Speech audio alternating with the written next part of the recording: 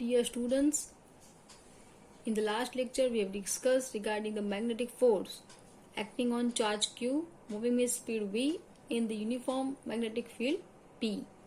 Now we'll see the definition of magnetic field. So to define magnetic field, let's consider the formulation first. Fm magnetic force equals to q in bracket vector v cross vector b. If you simplify further, the magnitude of force Fm equals to qvb sin theta. Now if you put some quantities unit, you will get the magnetic force equals to magnetic field. For example, if charge q is equal to 1 coulomb, velocity if you consider it as 1 meter square, 1 meter per second, and if theta is the angle between velocity vector and magnetic field vector, if that theta is 90 degree, in that case q, v and sin theta, all these three quantities will have same value, that is 1. So you can say magnetic field is equal to magnetic force. So you can define magnetic field like this: if unit electric charge moves perpendicular, if unit coulomb charge moves perpendicular in the magnetic field with the speed of 1 meter per second, then the magnetic field is equal to magnetic force. So this is the one type of definition of magnetic field. Now we'll see the unit of magnetic field. See, in physics we are bothered for the unit and dimensional formulas. So first of all, let's see the unit of magnetic field. The measurement of magnetic field is always done in Tesla. So let's define Tesla. Unit of B can be calculated from the formula. Unit of B is equals to unit of F upon QV sin theta. If you make subject in this equation, you will get B equals to Fm upon QV sin theta. Unit of F is Newton, coulomb is the unit of charge, velocity उसका unit होगा metre पर second, and sin theta is dimensionless, so उसका कोई unit नहीं आएगा. Newton divide by coulomb into metre into second inverse. अब इसको थोड़ा इंटरचेंज करते हैं. सेकेंड इनवर्स इसके बाजू में लिखेंगे कूलम इंटू सेकेंड इनवर्स. तो coulomb into second inverse that is coulomb per second.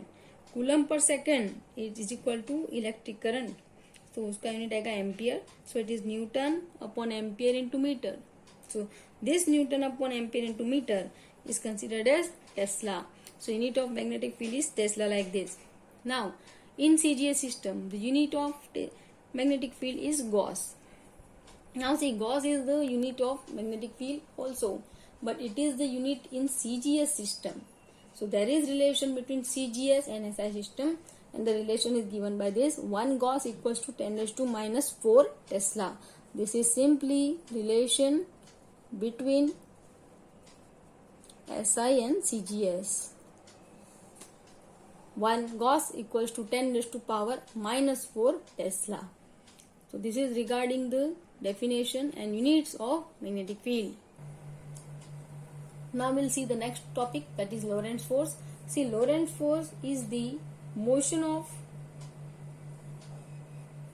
electric charge in electric field E and magnetic field B both.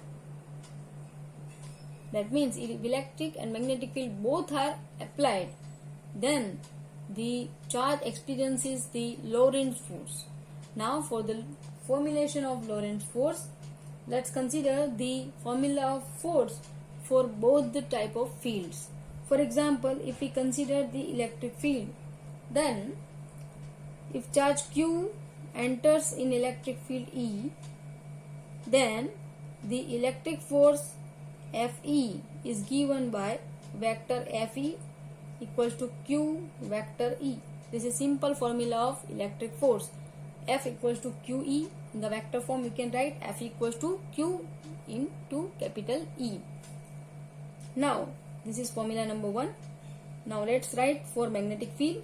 If charge Q moves with speed v in magnetic field B, you will say magnetic force Fm equals to Q in bracket v cross B. This is the formula for magnetic force. Now let's consider the Lorentz force. So Lorentz force vector capital F equals to electric force Fe plus magnetic force Fm. Thus, you can say the Lorentz force F equals to vector Fe. It is equal to Q vector E plus magnetic force Q in bracket V cross B.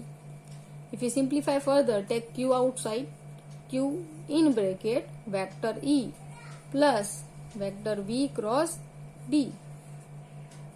Now see, this is the formula for Lorentz force. It is the combination of both the fields.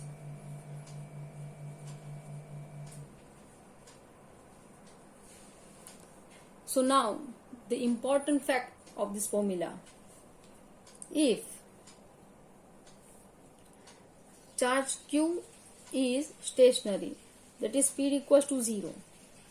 If speed is equal to 0, you can consider the Lorentz force F equals to Q in bracket vector E plus, if velocity is equal to 0, then 0 into vector B is equal to 0. You will get F equals to QE. Remember, this is very important step, may not be given in the book. This shows that in the presence of electric field, charge has no Lorentz force, because when the charge is stationary, it does not produce any magnetic field. So magnetic field भी produce नहीं होगा, and then we won't get Lorentz force. So stationary charge has only electric fields. It can never have magnetic field. So the conclusion is stationary charge can produce only electric field, not the magnetic field. So this is regarding the Lorentz force.